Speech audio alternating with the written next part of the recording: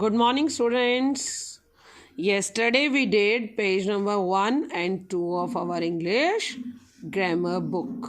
हमने कल किया था पेज नंबर 1 और 2. In that we did subject and predicate. हमने उसमें subject और predicate किया था.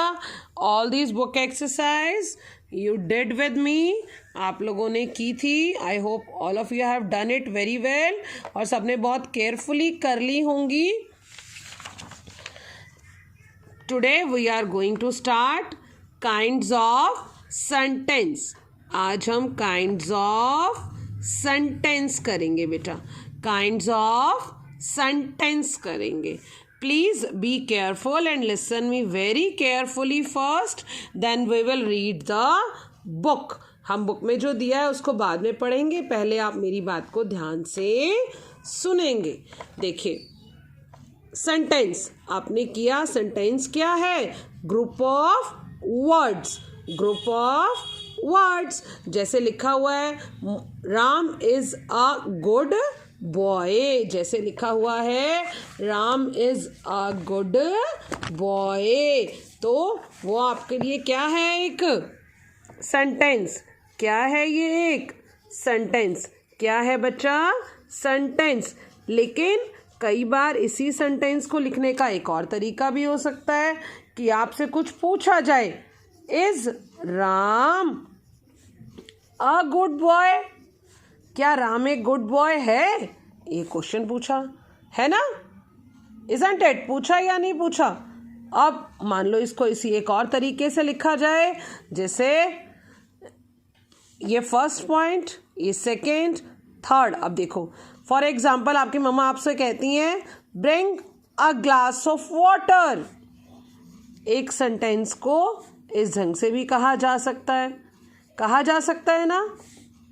या अगर आपको कोई फीलिंग शेयर करनी हो, जैसे wow we won the match. हम मैच जीत गए. तो ये एक चीज़ को, एक बात को कहने के अलग अलग तरीके हैं बेटा. हमें अपनी चीज़ों को एक्सप्रेस करने के लिए, अपने सेंटेंसेस को एक्सप्रेस करने के लिए ये अलग अलग फॉर्मेट्स हैं.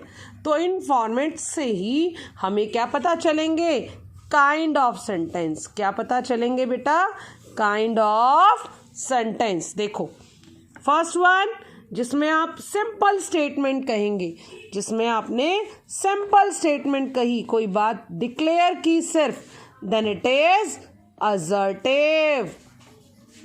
देन इट इज असर्टिव और डेक्लारेटिव. मतलब आपने कुछ डिक्लेयर किया कि हाँ ऐसा ही है.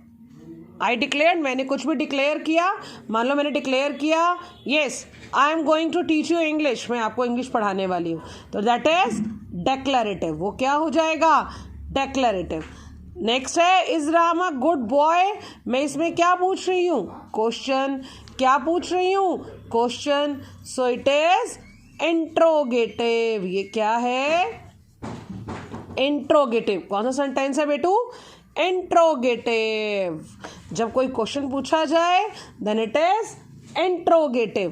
थर्ड वन, अगर वर्ब से, काम से, किसी भी वर्ब से या फिर काम से सेंटेंस स्टार्ट होता है तो वो क्या होता है?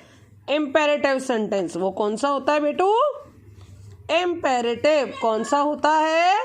इम्पेरेटिव. कौन सा होता है?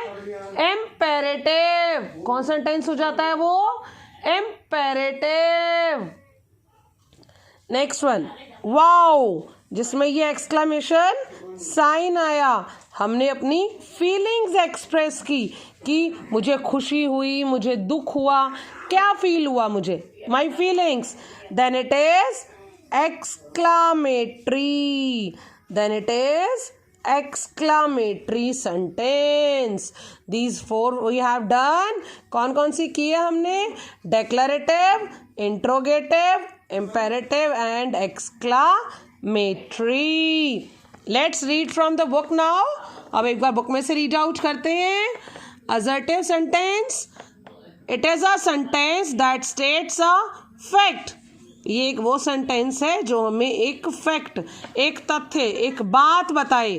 सच सेंटेंसेस आर सिंपल स्टेटमेंट्स, ये सेंटेंसेस जो होते हैं वो होते हैं सिंपल स्टेटमेंट्स, वो होती हैं सिंपल स्टेटमेंट्स। दे स्टेट, असर्ट और डिक्लेयर समथिंग, वो कोई ना कोई बात को डिक्लेयर कर रहे होते हैं, सिर्फ बता रहे होते हैं कि हाँ ये बात ऐसी है। जैसे Pari is beautiful, we are going to school, they are crazy for dancing, mother is not well.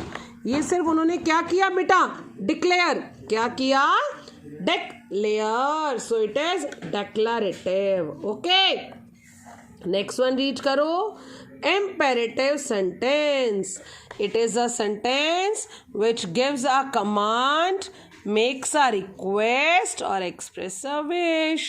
मैंने आपको बताया ना, जिसमें आप verb से, पहली बात तो it starts with a verb, ये verb से शुरू होता है।